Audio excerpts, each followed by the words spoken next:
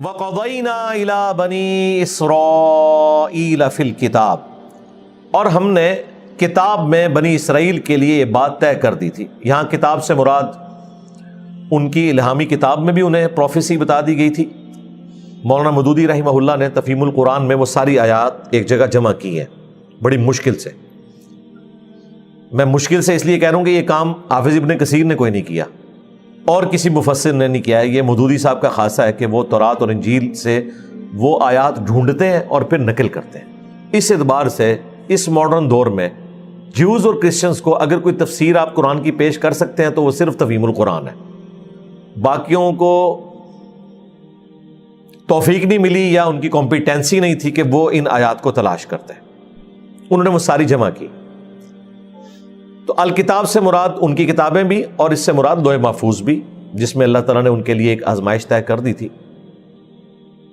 لَتُفْسِدُنَّ فِي الْأَرْضِ، کہ ضرور بالضرور تم زمین میں فساد کرو گے، مرتین، 2 دفعہ، وَلَتَعْلُنَّ عُلُوًّا كَبِيرًا، اور ضرور تم بڑی سرکشی اور غرور کرو گے۔ یعنی 2 دفعہ ایسے ہوگا کہ تم سرکشی مچاؤ گے۔ یہ اللہ تعالیٰ نے ان کی تقدیر میں طے کر دیا تھا۔ اس میں ایک چیز امپلائڈ تھی کہ 2 دفعہ عروج ملے گا، کیونکہ سرکشی آتی اس وقت ہے جب انسان عروج پہ ہوتا ہے۔ غریب آدمی کے لیے 2 وقت کی روٹی بھی مشکل ہوتی ہے، یعنی 2 عروج تمہیں ملیں گے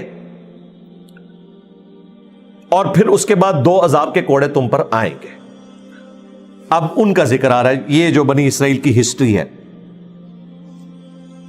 فَإِذَا جَاءَ وَعْدُ أُولَاهُمَا، پس جب ان میں سے پہلی باری کا وقت آیا، یعنی جب عروج پہ تم لوگ پہنچ چکے ہوئے تھے، اس کے بعد تم نے جو اللہ تعالیٰ کی نافرمانیاں کی، اس کے اگینسٹ جو عذاب کا وقت آیا، بَعَثْنَا عَلَيْكُمْ عِبَادًا لَنَا أُولِي بَأْسٍ شَدِيدٍ، تو ہم نے تم پر اپنے سخت لڑائی لڑنے والے بندے مسلط کر دیے۔ فَجَاسُوا خِلَالَ الدِّيَارِ، تو وہ شہروں میں داخل ہو گئے، تلاش کرنا شروع ہو گئے تمہیں۔ وَكَانَ وَعْدًا مَفْعُولًا، اور اللہ کا یہ وعدہ پورا ہوا۔ یہ وعدہ پورا ہوا جناب 587 قبل مسیح، حضرت عیسیٰ علیہ السلام سے آلموسٹ 550 سال پہلے۔ حضرت موسیٰ علیہ السلام جب بنی اسرائیل کو لے کر نکلے ہیں، یہ آلموسٹ عیسیٰ علیہ السلام سے 1400 سال پہلے کی بات ہے، اور نبی علیہ السلام سے آلموسٹ 2000 سال پہلے کی بات۔ اور آپ کو پتہ ہے کہ وہ آ تو رہے تھے یروشلم کی طرف، جو حضرت ابراہیم علیہ السلام کا مسکن تھا۔ وہ تو ایک حادثاتی طور پہ اللہ تعالیٰ نے ایک ڈیسٹنی مقرر کی تھی۔ یوسف علیہ السلام چونکہ پہنچ گئے تھے مصر میں، پھر بنی اسرائیل وہاں آباد ہوئی، وہاں پہ انہیں حکومتی لیول پہ غلبہ بھی مل گیا، پھر وہاں پہ ایک نیشنل موومنٹ غالب ہوئی، انہوں نے بنی اسرائیل کو شکست دے کے انہیں غلام بنا لیا، پھر غلامی کا دور ان کا چلتا رہا، لیکن انہیں یہ امید تھی کہ ایک ہادی اور منجی آئے گا جو ہمیں نجات دے گا۔ موسیٰ علیہ السلام کی شکل میں وہ بندہ آیا، اللہ تعالیٰ نے ان کے ذریعے بنی اسرائیل کو نجات دی، فرعونی ڈبوئے گئے۔ پھر موسیٰ علیہ السلام 6 لاکھ کے لشکر کو، جو 50 ہزار کے آلموسٹ 12 قبیلے تھے، جو بنی اسرائیل کے 12 قبائل تھے، وہ لے کر نکلے۔ فرعون ان کے تعاقب میں آیا اور وہ ایک سمندری جھیل میں غرق کر دیا گیا۔ یہ دریائے نیل کو کراس نہیں کر رہے تھے، میڈیٹرینین سی کو جو نہر سوئز ملاتی ہے آج کی ڈیٹ میں بحر احمر کے ساتھ، یعنی ریڈ سی کے ساتھ، وہ جو پتلی سی آپ کو ایک نظر آ رہی ہے سعودی عرب کے نقشے کے لیفٹ سائڈ کے اوپر، جس کے کارنر کے اوپر یمن بھی ہے، وہ ریڈ سی ہے۔ اس کو ملاتی ہے اوپر میڈیٹرینین سی کے ساتھ نہر سوئز، جو مصر میں سے گزرتی ہے۔ وہ پہلے نہر سوئز نہیں ہوتی تھی، یہ تو گوروں نے اس چیز کو آبزرو کیا اور انہوں نے وہ نہر سوئز نکالی، ادروائز ہزاروں کلومیٹر کا سفر کر کے پورے افریقہ سے گھوم کے تجارتی قافلے ایشیا کی طرف آتے تھے. یہ آلموسٹ آپ سمجھ لیں 14-15 ہزار کلومیٹر کا فرق پڑ گیا. دنیا میں ریولوشن آ گئی نہر سوئس کے بننے سے. اس کو بنے ہوئے بمشکل 150 سال ہوئے ہیں. تو نہر سوئس بیسیکلی جس راستے پہ بنائی گئی ہے نا, وہاں پہ سمندری جھیلیں ہوا کرتی تھی چھوٹی چھوٹی. ان جھیلوں کو جوڑ کے ایک نہر پکی بنا دی گئی. یعنی پہلے جھیل, پھر خشکی, پھر جھیل, لیکن ظاہر اسے کراس تو کرنا پڑتا تھا. انہی میں سے کسی ایک جھیل کو حضرت موسیٰ علیہ السلام نے کراس کیا تھا. انہی میں ہی کوئی ایسی ایک جھیل تھی جہاں اصحاب سبت والا واقعہ بھی پیش آیا, مچھلیوں کا شکار والا. دریائے نیل تو مصر کے اندر ہے, یہ سمندری جھیل وہ کراس کر رہے تھے. ظاہر بہت بڑی جھیل تھی, اس میں آسا مارا, اللہ تعالیٰ نے راستہ نکالا, اور وہاں پر پھر انہیں بھی اتنی ان کے دماغ مارا گیا کہ اس وقت کلمہ پڑھ لیتے, مسلمان ہو جاتے کہ یہ اتنا بڑا معجزہ ایک پیغمبر کے ہاتھ پہ ظاہر. وہ بھی نہیں, الٹی بیوقوفی کی کہ اسی راستے پہ چلنے شروع ہو گئے. وہاں سے بنی اسرائیل تو دوسرے کنارے سے نکل گئے, یہ سینٹر میں تھے دونوں طرف. پھر اللہ تعالیٰ نے سمندر کو ملا دیا, جو قرآن میں ہے کہ پہاڑ کے برابر موجیں تھیں, مل گئی, تباہ و برباد ہو گئے. آخری وقت پہ اس نے پھر کہا کہ میں بنو اسرائیل اور موسیٰ اور ہارون کے رب پر ایمان لایا, لیکن اللہ تعالیٰ نے فرمایا کہ اب تو کوئی موقع ہی نہیں ہے. تو حضرت موسیٰ علیہ السلام لے کر نکلے. اس کے بعد پھر ظاہر ہے اللہ تعالیٰ نے دنیا کو اسباب کے ساتھ جوڑا ہوا ہے. یہ لوگ ہلے ہوئے تھے جنتی خوراکوں کے. ریگستان میں ہر وقت ایک بہت بڑا بادل ان کے اوپر سایہ کرتا تھا, اس لیے انہوں نے سروائیو کیا. جنتی خوراکیں, من اور سلوا. رات کے وقت شبنم پڑتی تھی, وہ میٹھی بندیاں بن جاتی تھیں, اسے من کہا جاتا تھا. سلوا ایک خاص قسم کا پرندہ آتا تھا, اور وہ جھنڈ کے جھنڈ آتے تھے, وہ آرام سے انہیں پکڑتے تھے تو کھاتے تھے. پھر انہوں نے کہا ہم تو اگتا چکے ہیں, ہم نے تو اب کوئی زمین کی چیزیں جو ہیں کھانی ہیں, گندم کھانی ہے, مسور کی دال, اسی طریقے سے پیاز, اور یہ ساری چیزیں. ظاہر ہے وہ تو چسکے والی چیزیں ہیں. تو اللہ تعالیٰ اگر یہ ہے تو پھر اس کے لیے محنت کرنی پڑے گی, یہ آپ کو جنت سے نہیں ملے گا. اور محنت کے لیے ریگستان میں تو ظاہر ہے یہ محنت کرنے سے کچھ نہیں ہونا. اس کے لیے پھر تمہیں یروشلم کو فتح کرنا ہوگا, کافروں سے نجات دلانی ہوگی. وہاں کی سرزمین بڑی زرخیز ہے, تو وہاں جا کے تم کھیتی باڑی کر لینا, اور اس کے لیے پھر جہاد اور قتال کرنا پڑے گا. وہ انہوں نے سیدھا انکار کر دیا. انہوں نے کہا موسیٰ اور ان کا رب جا کے لڑے, ہم تو بھائی جنتی خوراکوں کے ہلے میں, تو ہم تو کوئی محنت نہیں کر سکتے, سیدھی سی بات ہے. اس کا اینڈ رزلٹ یہ نکلا کہ موسیٰ علیہ السلام نے ان کے لیے بد دعا کر دی, دعائے ضرر قرآن میں رپورٹ ہوئی ہے کہ ان کے اور میرے درمیان تفریق ڈال دے. سب سے پہلے تو حضرت ہارون علیہ السلام فوت ہوئے, پھر موسیٰ علیہ السلام بھی فوت ہو گئے, وہ وہیں ریگستان میں دفن ہو گئے, کوئی مزار نہیں ان کا بنا. ان کے خلیفہ بنے جوشوا ابن نون. یہ 40 سال پھر بھٹکتے رہے, قرآن میں آیا انہی ریگستانوں میں. 40 سال میں جو نسل وہاں پہ جوان ہوئی, انہوں نے پھر بھی ٹف ماحول دیکھا تھا. انہوں نے پھر ریکویسٹ کی وقت کے پیغمبر سے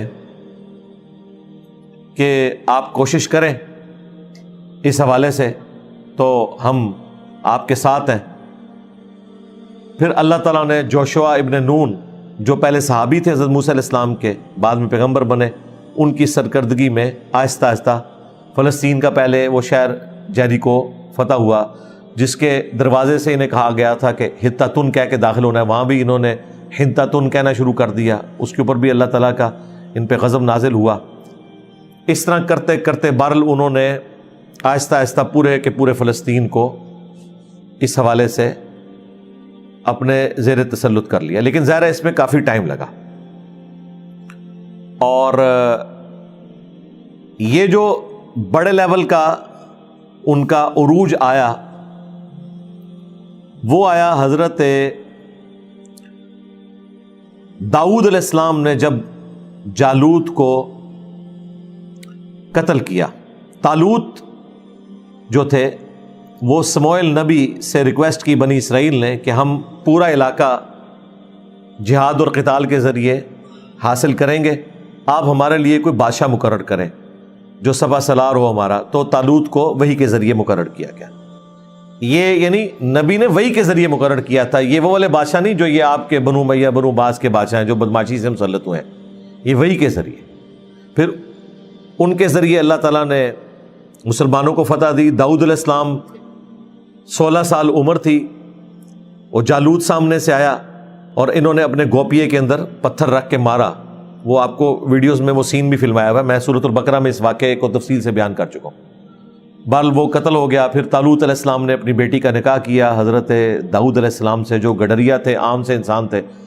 حضرت طالوت علیہ السلام تو 20 سال تک بادشاہ رہے، پھر 40 سال حضرت داؤد علیہ السلام، اس کے بعد پھر 40 سال ان کے بیٹے حضرت سلیمان علیہ السلام. یہ 100 سال پھر مسلمانوں کی ایک سمجھ لیں حکومت. ظاہر اس وقت تو مسلمان ہی تھے، بنی اسرائیل. تو یہ پہلا عروج انہوں نے دیکھا جس میں ہیکل سلیمانی بھی تعمیر ہوا. لیکن وہی وقت گزرنے کے ساتھ ساتھ جب انہوں نے انبیاء کی تعلیمات کو پس پش ڈالا، ایک دن میں تو گراوٹ نہیں آتی. کرتے کرتے عیاشی میں جب یہ پھنس گئے تو پھر اللہ تعالیٰ کی طرف سے ان پہ عذاب کا پہلا کوڑا آیا، جو اللہ تعالیٰ نے یہاں ذکر کیا ہے کہ ہم نے سخت لڑائی لڑنے والے بندے تم پر مسلط کیے جو تمہارے ان شہروں میں گھس کے، اور اللہ کا وہ وعدہ پورا ہوا. وہ وعدہ پورا یہ ہوا کہ نیبوکیڈ نظر، جو بخت نصر نمرود جو عراق کا تھا، اس نے حملہ کیا اور اس نے تباہ و برباد کر دیا یروشلم کو. 6 لاکھ یہودیوں کو، جو کہ مسلمان ہی تھے ظاہر ہے اس وقت، بنی اسرائیل، ایک دن میں قتل کیا. اور اتنے ہی لوگوں کو وہ قیدی بنا کے ساتھ لے گیا. بزدلی پھر ایسی طاری ہوئی کہ 6 لاکھ کے 6 لاکھ قیدی بن کے. اور یہ آلموسٹ 150 سال تک انہوں نے قید کاٹی ہے. اس دوران ان کے بچے پیدا ہوئے، فوت ہو گئے، اور انبیاء کا سلسلہ بھی جاری رہا بیچ میں. وہ بھی غلامی کی زندگی میں ہی آتے تھے. اور ایک شخصیت ایسی تھی حضرت عزیر علیہ السلام، جن کو اللہ تعالیٰ نے 100 سال کے لیے سلا دیا تھا، جو سورۃ البقرہ میں. پھر اللہ تعالیٰ نے 100 سال کے بعد انہیں اٹھایا. انہوں نے اپنے حافظے سے دوبارہ سے تورات مرتب کی اور لوگوں کو دعوت توبہ دی. اور پھر اسی دوران اللہ تعالیٰ کی طرف سے یہ کرنا ہوا کہ جو ایران کا بادشاہ تھا ذوالقرنین کیخورس، جس کا ذکر سورۃ الکہف میں ہے، وہ نیک بادشاہ تھا، موحد تھا. اس نے عراق پر حملہ کیا اور عراق پہ اس نے قبضہ کر لیا، اور انعام کے طور پر اس نے بنی اسرائیل کو آزاد کیا اور کہا کہ آپ جاؤ، اب وہاں جا کے اپنا دوبارہ سے ہیکل سلیمانی تعمیر کرو، جو تباہ و برباد کر دیا تھا نمرود نے. نمرود بیسیکلی عراق کے بادشاہ جو بھی ہوتے تھے وہ نمرود کہلاتے تھے. جس طرح مصر کے بادشاہ فرعون کہلاتے تھے، حبشہ کے بادشاہ نجاشی کہلاتے تھے. یہ ایک لقب تھا، اس لیے آپ دیکھتے ہیں نا فرعون 1 2 3 اس طریقے سے چلتے ہیں. وہ فرعون بیسیکلی ایک لقب تھا. تو وہ نمرود کو شکست دی اور بنی اسرائیل آزاد ہوئے. یہ خوشی خوشی دوبارہ آئے اور پھر انہوں نے دوبارہ سے ہیکل سلیمانی جو تباہ و برباد ہوا تھا دوبارہ سے تعمیر کیا. پھر انہوں نے محنت کی اور حضرت سلیمان علیہ السلام سے بھی بڑی ان کی سلطنت دوبارہ سے قائم ہو گئی. اور یہ ان کا وہ عروج آ گیا، دوسرا عروج. پہلا عروج حضرت طالوت، داود اور سلیمان علیہ السلام، اور زوال آیا نیبوکڈ نظر کے ذریعے. اب دوسرا عروج جب ان کا ہوا حضرت عزیر علیہ السلام کی دعوت توبہ سے، اور اللہ تعالیٰ نے معجزانہ طور پہ حالات فیوریبل کیے، اس کا ذکر یہاں پہ آ رہا ہے جو دوسرا عروج ہے. ثم رددنا لکم الکرۃ علیہم، اس کے بعد پھر ہم نے تمہاری باری ان پر لوٹا دی، یعنی تمہیں پھر فتح دی. وَأَمْدَدْنَاكُمْ بِأَمْوَالٍ وَبَنِينَ، اور ہم نے تمہاری مدد کی مال کے ذریعے اور بیٹوں کے ذریعے. ظاہر مین پاور ہو تو پھر ہی آپ جنگ لڑ سکتے ہیں نا. وَجَعَلْنَاكُمْ أَكْثَرَ نَفِيرًا، اور تمہاری جو تعداد ہے اس کو بہت زیادہ بڑھا دیا. ان احسنتم احسنتم لانفسکم، اگر تم کوئی بھلائی کی روش اختیار کرو گے تو اپنی ہی جانوں کے لیے کرو گے، اللہ کے اوپر کوئی احسان نہیں. وَإِنْ أَسَأْتُمْ فَلَهَا، اور اگر کوئی برائی کی روش اختیار کرو گے تو اس کا وبال بھی تمہارے اوپر ہوگا. یہ ایک یونیورسل ٹروتھ ہے بنی اسرائیل کے لیے بھی, ہمارے لیے بھی. اب یہ دوسرا جو ان کا عروج آیا تو ظاہر ہے اس عروج کو بھی زوال آنا تھا, جو سٹارٹ میں اللہ نے فرمایا کہ 2 دفعہ سرکشی کرو گے. اب یہ دوبارہ انہوں نے سرکشی کی, وہی وقت گزرنے کے ساتھ عیاشی بدماشی شروع ہو گئی اور الٹیمیٹلی محکوم ہو گئے. ہماری امت کے ساتھ بھی یہی کچھ ہوا ہے, وہ میں اینڈ پہ اس کے ساتھ جوڑ کے آپ کو بتاؤں گا. سیم ریپلیکا ہوا ہے اس امت میں بھی.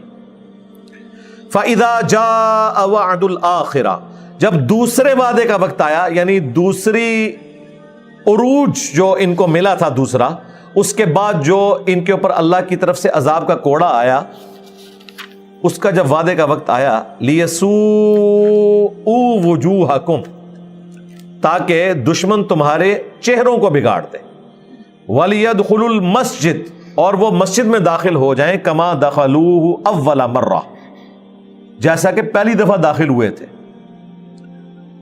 وَلِيُتَبِّرُوا مَا عَلَوْا تَتْبِيرًا, اور جس چیز میں بھی قابو پائیں اس کو تباہ و برباد کر کے رکھتے.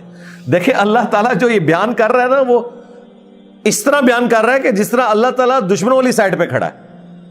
پہلی دفعہ کہا ہم نے اپنے سخت لڑائی لڑنے والے بندے مسلط کیے تاکہ تمہاری اینٹ سے اینٹ بجا دے. کون سے بندے؟ جو کافر تھے. مسلمانوں کو کہا کہ ہم نے تم پر اپنے بندے, حالانکہ وہ اللہ کے بندے تو نہیں تھے, لیکن اللہ تعالیٰ کی طرف سے عذاب بن کے آئے یہاں پہ بھی. اور مسجد کی بھی اینٹ سے اینٹ بجا دے, مسجد تو اللہ کی تھی. جب عذاب آتا ہے پھر یہ کچھ ہوتا ہے.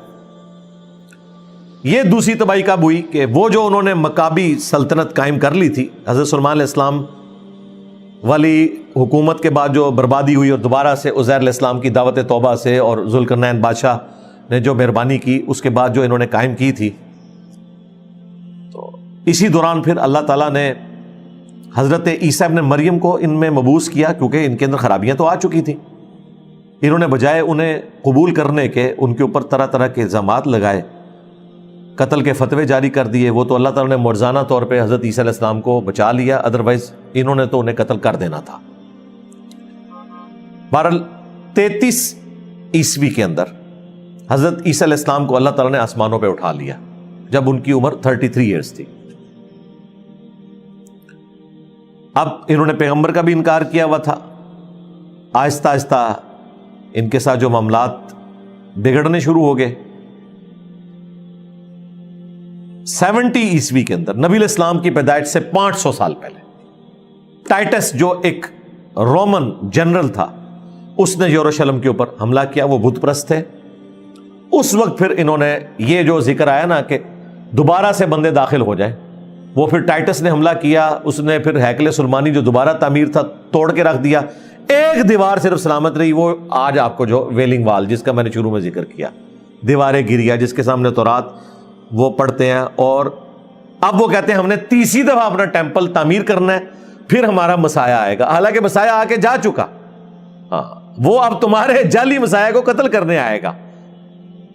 وہ مسیح تھے عیسیٰ ابن مریم, یہ دجال کو اب مسیح مان لیں گے.